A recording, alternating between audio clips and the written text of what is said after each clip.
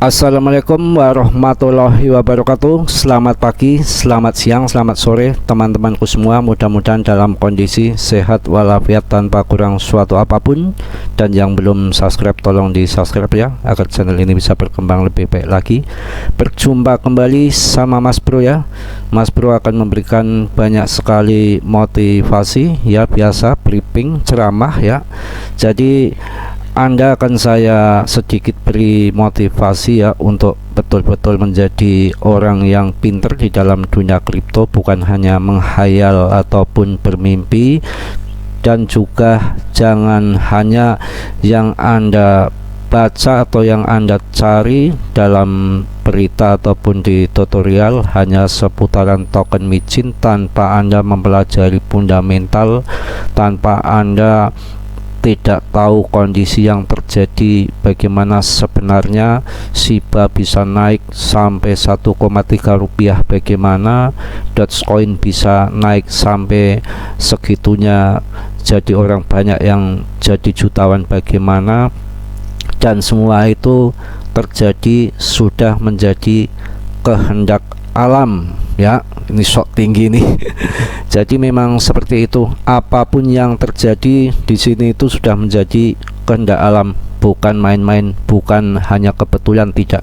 Jadi belum tentu yang terjadi pada Dogecoin ataupun dengan Shiba itu akan terulang kembali. Juga bisa terulang kembali, tapi entah 10 tahun, 20 tahun, 30 tahun, apa mungkin besok, atau mungkin lusa, ataupun mungkin sama sekali nggak terjadi lagi. Makanya tidak ada yang pasti. Saya akan berikan pengarahan kepada subscriber saya terutama ya, hati-hati kita kita berpikir yang waras ya, yang normal, yang logika, supaya kita tidak kecewa nantinya ya, supaya kita tidak menjerit nantinya. Kita betul-betul berpikiran yang wajar ya, yang santai. Yang namanya rezeki sudah diatur, kalau memang milik kita nggak kemana. Saya sarankan kepada Anda untuk membeli koin-koin yang betul ya. Yang namanya banyak orang cuan, banyak orang kaya di dalam cryptocurrency itu bukan hanya ada di koin micin saja ya. Kalau koin micin nanti itu ibaratnya 1001 yang jadi 99% kegagalan, 1% keberhasilan. Itu motonya seperti itu yang saya katakan berulang-ulang berkali-kali ya. Hari ini memang market longsor seperti itu, sesuai yang Mas Bro kemarin, video kemarin yang Mas Bro prediksikan bahwa kenaikan sesaat daripada BTC ini adalah daripada ulah bandar yang main sorong atas bawah ya, untuk meliquid daripada leverage tinggi. Oke ya, sedikit kita bahas barangkali yang ingin trading di tempat lain. Kalau memang kondisi kripto lagi sulit ya, bisa Anda masuk di Nasdaq ya. Technical overview Nasdaq berpeluang turun hingga ke level 13619,50 ya. Untuk technical oil ya, technical overview-nya oil berpeluang naik ke level 75,26.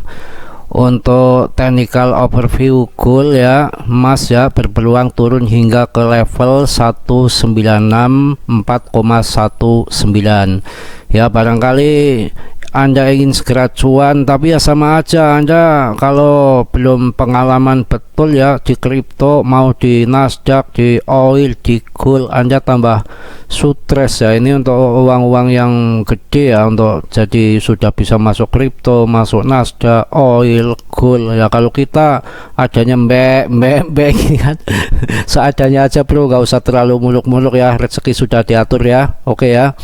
Dengan berita yang miring, dengan debt ceiling yang memang belum ada titik temu, yang kemungkinan akan menjadi kacau ke depan ya. Jadi sudah bisa diprediksi bahwa nanti itu sementara ini arah BTC itu yang betul itu akan terkoreksi lagi, penurunan lagi ya. Kemarin naik itu karena daripada bandar itu. Makanya di sini untuk bermain yang bermain kripto, kita juga saya berikan edukasi pemahaman fundamental yang terjadi itu seperti apa. Jangan ngawur aja, Anda asal melihat tutorial yang ngebul-ngebul Anda nanti keracunan. Kita hitung pakai matematika ya, 1 kali 1 sama dengan 1 ya, B tambah A sama dengan ABA. Kacau lagi ini, belum apa-apa udah ngaco ya. Jadi itu serius, hari ini saya kasihan kepada Anda. Kalau Anda hanya dikasih mimpi-mimpi, kapan Anda kayaknya? Anda sudah menunggu-nunggu, barangkali nanti tahun depan jadi jutawan, mau buat kawin, tahun depannya ditunggu lagi, nggak nyata. Saya itu menunggu daripada yang namanya tahun 2021 itu baby doge itu dengan promosi tutorial itu dulu itu ngomong nanti kayak apa harganya ketika 2022 ya, yang ternyata 2022 tambah meleho. Saya percaya lagi nanti kemungkinan tahun 2023 ternyata tambah debt ceiling ya kan, debt ceiling ya kan, nggak karuan. Jadi kita cari yang pasti aja, lihat kondisi seperti ini lihat orangnya ini, nanti videonya yang tahu bahasa Inggris, jangan bodoh kayak Mas Bro nggak ngerti bahasa Inggris yang cuma dikit-dikit. Yang ngapain kita sok bahasa Inggris sok bisa, kalau kita nggak bisa ya ngomong aja nggak bisa. Emangnya enak berbohong pada orang, itu juga membohongkan membohongi diri sendiri ya. Nggak semua orang bisa bahasa Inggris. Kalau bahasa alien Mas Bro malah bisa. Anda tahu bahasa itu? Nggak tahu ya. Jadi ini saya bacakan sedikit, nanti videonya yang bahasa Inggris nanti Anda bisa ya tonton sendiri, nggak apa-apa. Hari ini kita ya belajar fundamental supaya ngerti, daripada mengharap-harap Anda nanti token ini akan jadi Rp1 Anda sudah mengharapkan beli mobil ya, mengharapkan kawin lagi atau ya mengharapkan beli sawah ya, itu nanti Anda gila ya. Betul-betul lama-lama Anda itu makin pikirannya itu makin melayang-layang, kasihan ya, makin bermimpi, makin halu. Kita pakai yang sadar-sadar aja, Anda jangan mudah percaya ya. Kita lihat fundamental yang ada, kan sudah saya katakan berkali-kali, orang se-Indonesia uangnya dikumpulin itu nggak akan bisa menaikkan harga koin ini.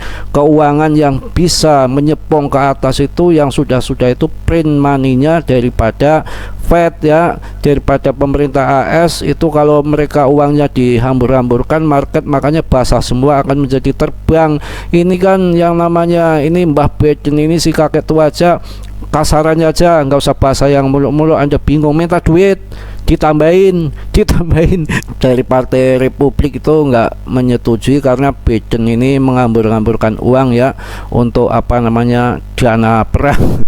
Itu kan kacau. Makanya ini edukasi ini yang kita itu bukan hanya namanya bermain micin aja, paling nggak wawasan kita tahu, jadi kita hati-hati. Suatu saat nggak sangkut melulu isinya ya, main kripto adanya sangkut melulu. Buat apa? Mendingan untuk jajan bakso kenyang ya, buat jajan anak Anda, uangnya istri diketit untuk uang belanja Anda ambil, belikannya token PP lagi.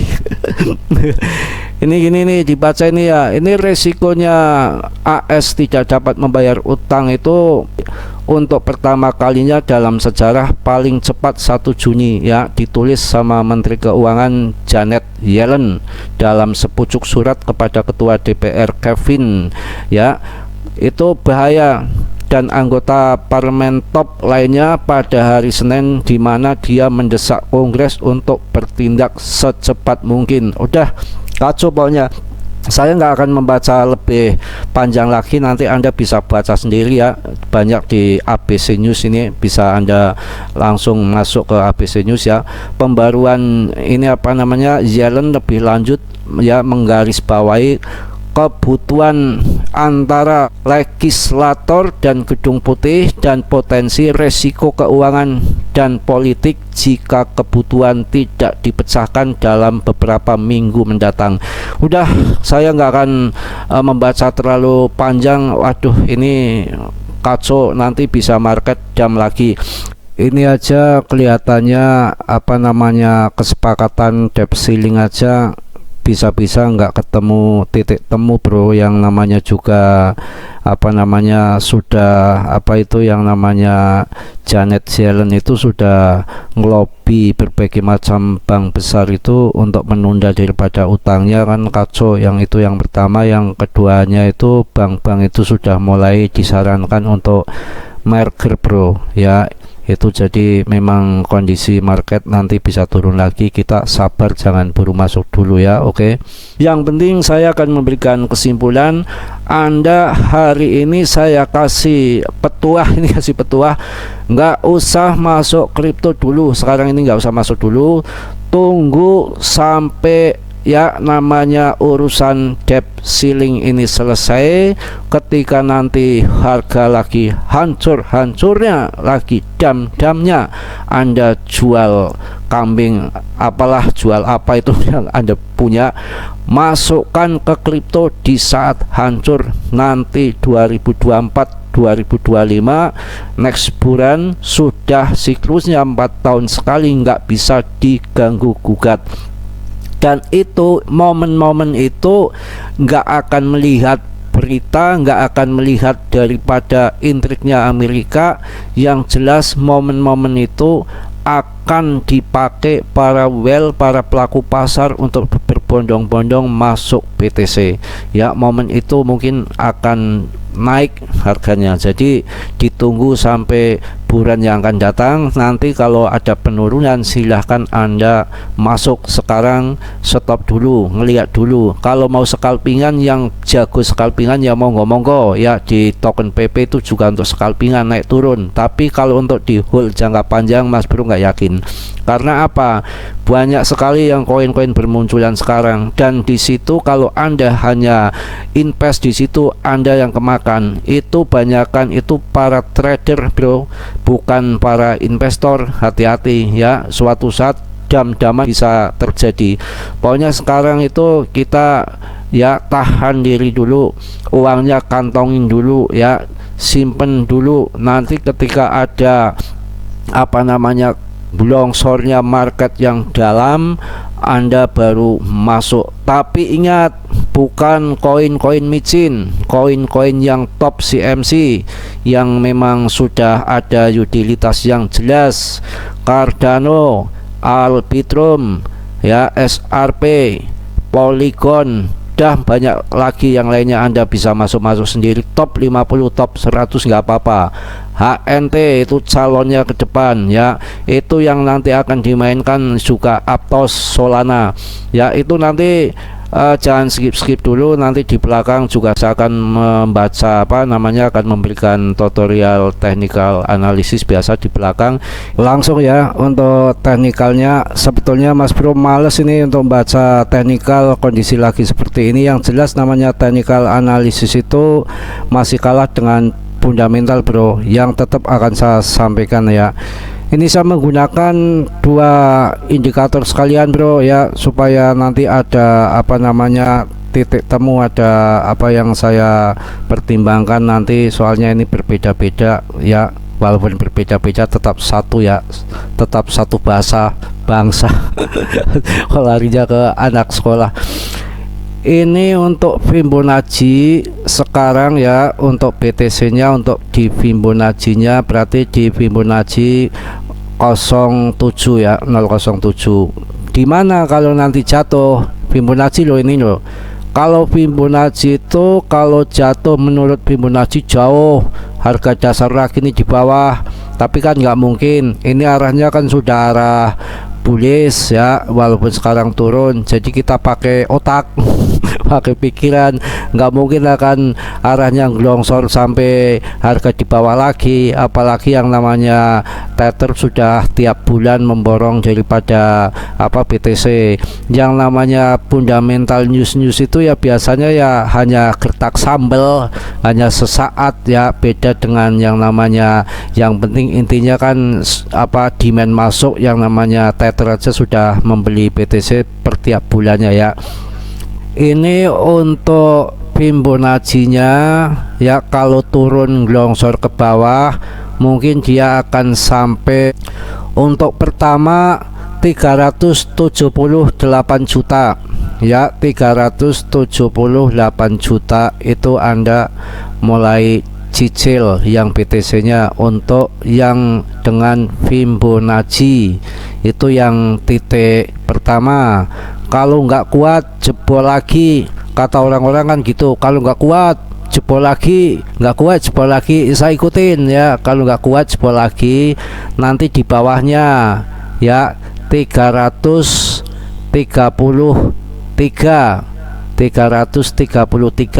Anda bisa cicil lagi. Kok jebol lagi, nggak kuat lagi, ada tahanan yang ketiga di 324 juta ya. Kok nggak kuat lagi, turun lagi, ya habis, kembali ke harga awal lagi ya. Di bottom yang paling bawah 251 juta itu untuk Fibonacci. Kalau saya masih akurat, masih percaya dengan awan Ichimoku menurut saya. Kalau menurut Anda berbeda ya nggak masalah, suka-suka Anda, suka-suka gua. Ini canda ya bro ya. Ini kalau di awan Ichimoku andalan Mas Bro, ini kalau turun ke bawahnya, saya langsung jengking ke bawahnya. Itu udah saya ulang-ulang dari kemarin tuh, 351 juta Anda masuk. 351 juta itu seblongsor-blongsornya itu baru Anda masuk kalau di awan Ichimoku. Tapi ini arahnya sudah ke arah bullish. Perlu Anda ingat, ini saya ingatkan lagi ya, BTC ini arahnya betul-betul sudah ke arah bullish. Cuma memang ada fundamental debt ceiling ini yang bikin kacau balau ya. Yang namanya apa, perdebatan di apa Partai Republik sama ini aja Demokrat aja nggak ada kesepakatan. Ternyata sama ya dengan apa namanya parlemen di kita ya bro ya. Ini nanti saya akan kasihkan kesimpulan Anda supaya nggak buru-buru kapan cuan ya. Arahnya kan namanya altcoin biasanya ngikuti induknya BTC. Ini kalau awan Ichimoku ini ada ramalan jauh ke depan bro. Ini mulai ada awan biru, hijau, awan hijau tanda bullish. Itu mulai di Oktober bro ya, mulai di Oktober, tanggalnya tanggal 30 Oktober ya. Itu mungkin kemungkinan market baru akan terbang, akan membaik ya. Setidak-tidaknya debt ceiling mungkin ya sudah agak redup dikit ya. Ini kalau awan Ichimoku ini yang ujung ini nih yang saya tunjuk pakai tunjukkan ini ada apa, awan biru. Ini kalau awan Ichimoku ini biasanya yang akan terjadi ke depan itu sudah bisa diramalkan dari sekarang. Itu menurut awan ya, bukan menurut saya ya, kan saya juga mengikuti daripada awan ini. Ini nanti mulai Oktober, 30 Oktober sudah mulai siap-siap Anda TP yang mau kawin, persiapan dari sekarang. 30 Oktober market ngebul, bisa kawinan Anda. So ya, itu di situ ya. Cukup untuk technical apa namanya BTC ini, kondisinya arah bearish. Kalau Anda mau pasang short ya monggo, risiko tanggung sendiri. Yang namanya gambling, yang pasang short ya kalau nasibnya mujur ya Anda cuan. Kalau nasibnya Anda lagi sial ya di squeeze sama Binance, diangkat ke atas, Anda kena liquid. Itu aja. Ini untuk BTC. Sekarang kita mau masuk koin kesayangan Anda ya, koin Breeze coin Bitget. Kita langsung masuk ke Bitgetnya. Oke, Breeze ini Anda perlu waspada ya. Yang namanya Breeze ini sekarang kalau melihat dari awan Ichimoku-nya ini masih jauh di bawah awan ya, tapi memang ini waktunya sebetulnya waktu membeli bro. Kondisi di bawah awan ini, nanti kalau di atas awan itu baru Anda TP. Tapi ini kalau menurut Fibonacci itu ini bisa terjadi kembali ke harga dasar lagi ya, di 028. Tapi awas ini, kalau nanti di harga 028 kemarin kan mantul ya, langsung mantul ke atas. Di situ banyak robot yang serok di 0028. Tapi hati-hati, jika ini di 0228 sampai nggak mampu mempertahankan harga itu, ini kacau. Please bakal bisa turun lebih jauh lagi jika nggak bisa mempertahankan harga di 028. Tapi nggak masalah, ini kalau turun lagi saya beli lagi, turun beli lagi, turun beli lagi. Mas Bro uangnya masih banyak, uang monopoli.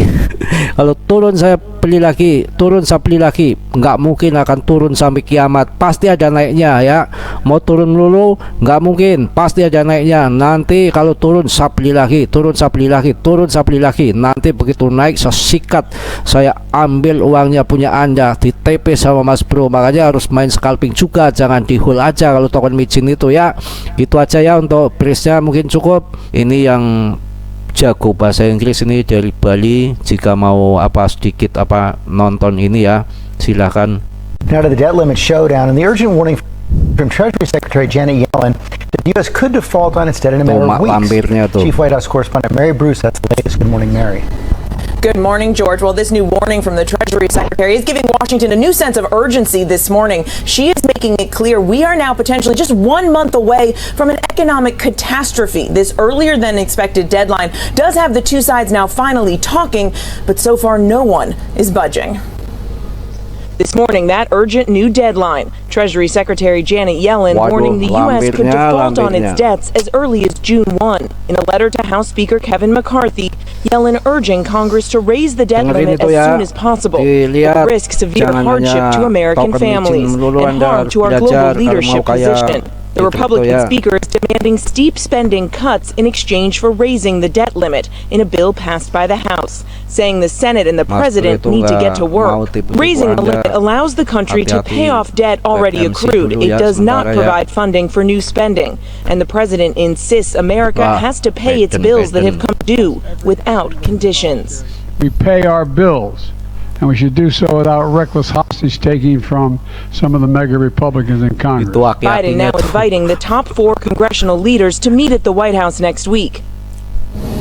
Now, we have just learned that House Speaker Kevin McCarthy has now accepted the president's invitation. That meeting now set for next Tuesday, but the clock is ticking. Take a look at what this could mean. If the U.S. does default on its debts, it could mean a halt to Social Security payments and military salaries. The U.S. credit rating could be downgraded. That would spike interest rates, and it could tank the stock market, hurting 401ks and other investments. Robin, we are heading to a real economic meltdown here. As you said, Mary, the clock is indeed ticking. Thank you.